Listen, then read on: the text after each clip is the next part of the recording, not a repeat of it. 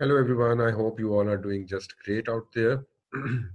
So let's discuss um, our today's lecture, which is on art and craft of publication design.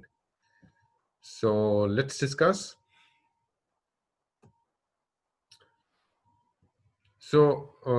Publication design is the best advertisement for a newspaper. So good design is very much important, and it is the best advertisement for itself. So the design must look restrained, authoritative, lively, even sensational, but it should never look ordinary. You need to understand design is the personality of the newspaper. Fashion comes and goes, but quality always succeeds. Apologies for the cliche, but sometimes cliches are apt. How do we achieve quality? The question is by sticking to good principles and remembering that we are in the information and communication business.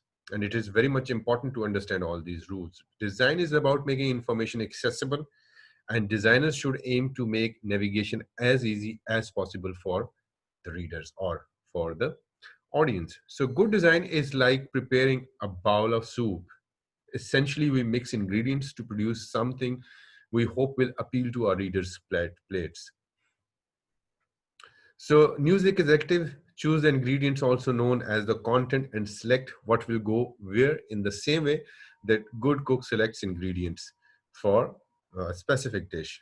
So they taste copy and decide what to use. They smell out page lead and they know that as with any dish presentation, how it will look as an important as show it tastes. So decide who is your audience is very important. On daily newspapers, the news editors does the selection. On non-daily newspaper, it is often the editor. So on magazines, the editor usually chairs a small committee. The food analogy also applies to the contest. To explain, let's go back to the soup. Soup is contained in a bowl. It is the context which holds the content, the liquid. All right. Hopefully the analogy is not too superficial, but for the designer or sub-editor, design policy and knowledge of the publication perceived audience provides the context. So a well-designed publications are produced for a perceived audience. Intelligent publication conduct research to find out who that audience is. Are you getting my point? A well-designed publication are produced for a perceived audience. Intelligent publication design conduct research to find out who that audience is, what they want. Because we all understand this thing that newspaper is the visual medium, all right? And for visual medium, many newspaper in the late 20th century still did not understand that newspapers are visual medium. In a visual and global world, most newspapers still cling to the belief that if we run it, they will read it. That means they are publishing and thinking that people are reading it, but people are not reading it. Researches from the Pointer Institute that shows readers look at a quarter of the text on the page and read about half of that. Isn't it interesting? Yet we still put out many newspapers that rely on narrative paragraphs to tell stories, paragraphs full of numerals and percentages and numbers, etc., etc. And often the very paragraphs we use are unreadable because of the typeface choices and awkward word spacing. So it is time for editor to realize that visual elements improve newspaper. We are after all in the communication business, and we need to keep this thing in our mind that in communication business, visual elements are very much important. So we need to understand the design process. Formulate a design policy that is appropriate for your audience. Choose appropriate typography. Use the key elements of the text, visuals, and white spaces. Introduce new communication methods such as infographics. How we formulate a design policy? This is an interesting question. Designers and subs should formulate a design policy based on the combination of what their audience wants and needs, plus what journalists believes they should have. So the process should always start with who are you designing for? if you do not know, find it. Once you are aware of your audience and have sorted out an appropriate design policy, it is relatively easy to write appropriate headlines, choose appropriate illustrations, and produce appropriate design.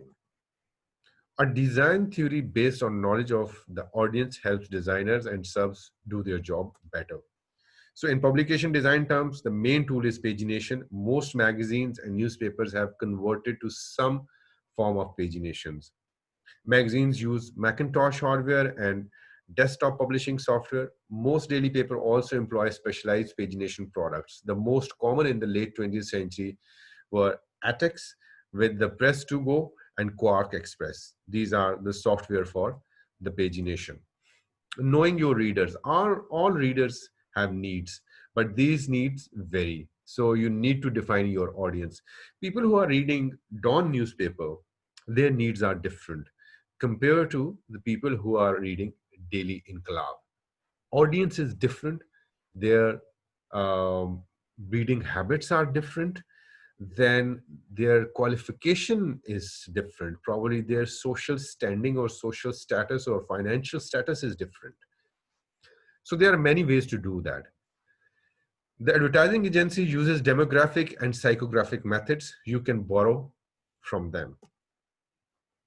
Audience research, people use surveys. Subs should be free to use their results. American newspaper use research or focus groups of readers who come to the paper every few months to provide feedback.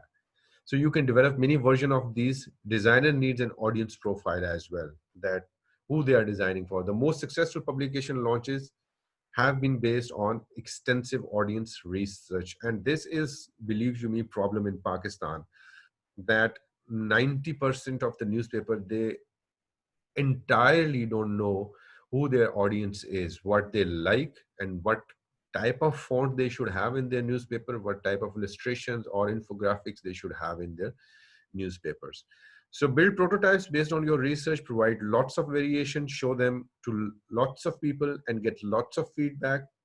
I know it is time consuming, but worth the effort. Believe you me. Why newspapers are failing? Because they are less backed by the audience based research. So this is very much important. Once you have established who you are talking to, you can instigate a design policy. Everything should flow from that policy.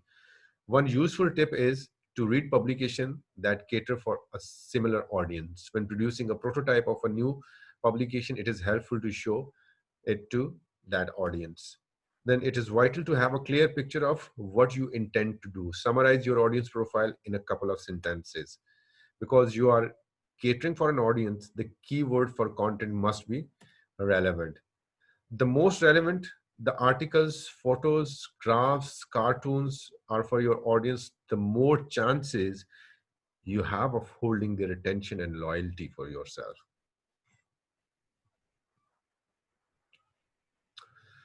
Visual literacy is very important subject in sub editing. Most magazine and some daily newspaper employ graphic designers. Many non-daily newspapers assign the job to sub editors. But for that purpose, for visual literacy, you need to have a person with specialized skills. To do the job well requires a high level of visual literacy, something that people with a text background often do not possess. Those who are editing text, probably they are not um, competent enough, I would say, with the visual literacy.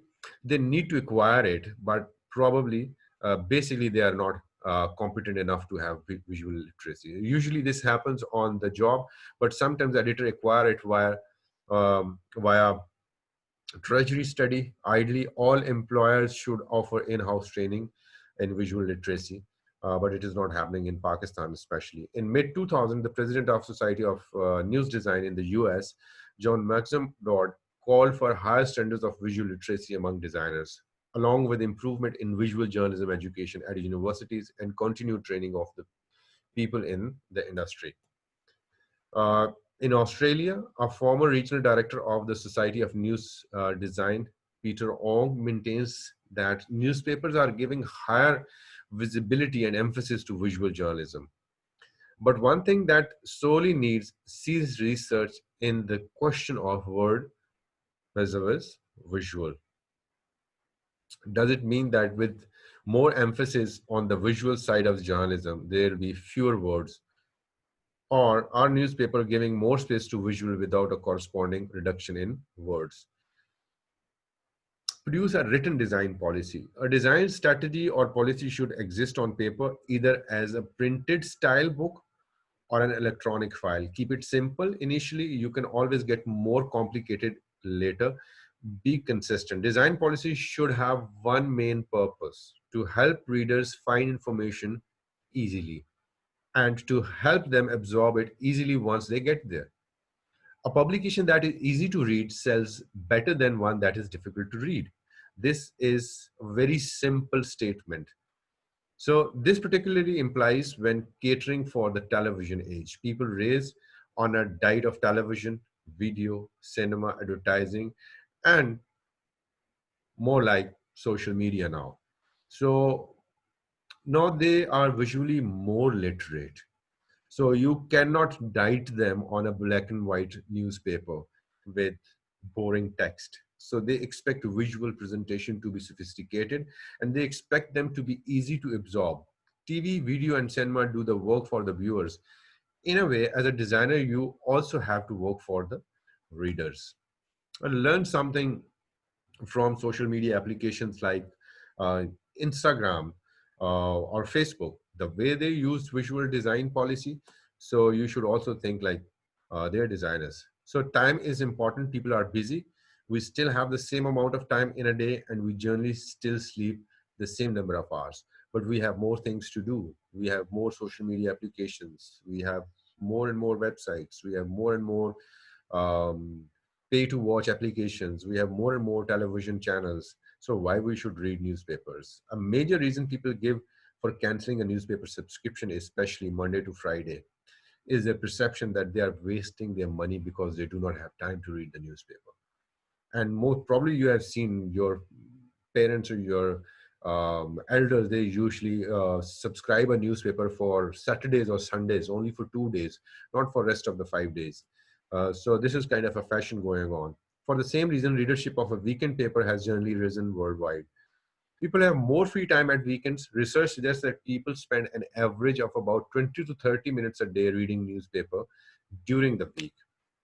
Reader want regular section to be in the same place so they know where to find them.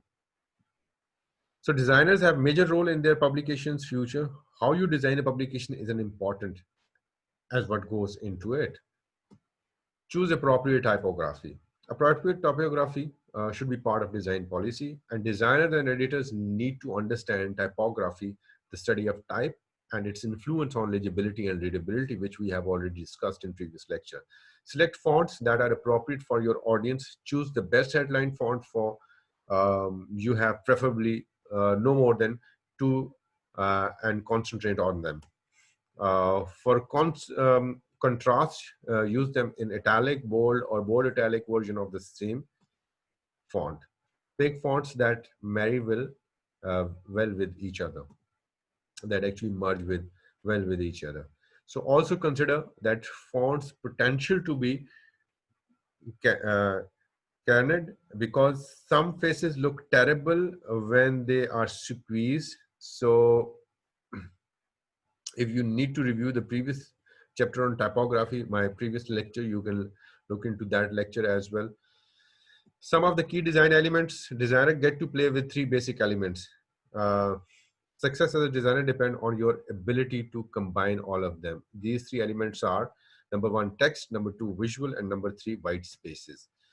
So in newspaper, you have these three things. If you can see this page, it is combination of text, visuals, and white spaces. The first two terms are obvious. By text, I mean all the words in the publication, the body type, headlines, summary heads, captions, bylines, etc. So publications flag and must add, excuse me, the continuous lines, the subheads and crossheads, and the breakouts and the quotes. Um, that is why typography has been emphasized by visuals. I mean, all the visual elements, the photographs, cartoons, graphs, charts, illustration, and infographics, visuals are dealt with in the text next two chapters, which we are going to discuss. The third term is perhaps not so obvious. By white spaces, I mean the context that holds the content of the text and image. So it is what surrounds the first two elements and shapes the design. A publication design strategy or policy is reflected in the way you use white spaces. In some respects, it is what separates one publication from another in terms of how people see it. It is part of what makes the uh, uh, look of the Guardian radically different from the Daily Telegraph in the UK. It helps makes USA Today stand apart from the New York Times. Similarly, it helps uh, Dawn stand distinguish compared to the news. So it is one of the reason the Courier Mail in Brisbane does not resemble the Age in Melbourne in Australia. White spaces, the first two elements, text and visual, are tangible. They can be moved around the page and manipulated. The sense of being enlarged or reduced. They are the page content. White spaces and length spaces on which you arrange the text and images is complementary third element. Remember the soup bowl at the start? I gave you the example. White spaces provide the context. It is easy enough to throw text and images together, but the result can look dreadful. Creativity becomes involved in the way that you combine text and visuals within the white spaces. Look at this page on this slide. If you see, white spaces should complement your text and your visuals. White spaces also group elements very well. In the general rule, the more white spaces around a group of elements, then between them will group those elements together. Similarly, more spaces between elements push them apart. Just look into this this page on this slide. Again, it gives clarity as well. White spaces give clarity and direction to a page. In magazine, for example, it can be used to tie successive pages together. Similarly, magazine and books have wide margins that subconsciously suggests the publication will be easy to read. Then some other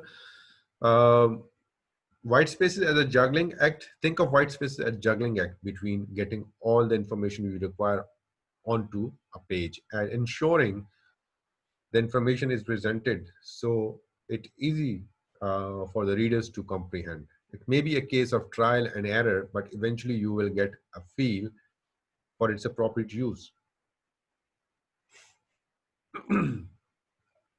So newspaper designers cannot always be generous with white spaces, but they can develop a feel for the best way to use white spaces to enhance design. So that's it, guys, for today. We'll meet in next class and discuss further. Till then, take care of yourself. Thank you very much. Allah Hafiz.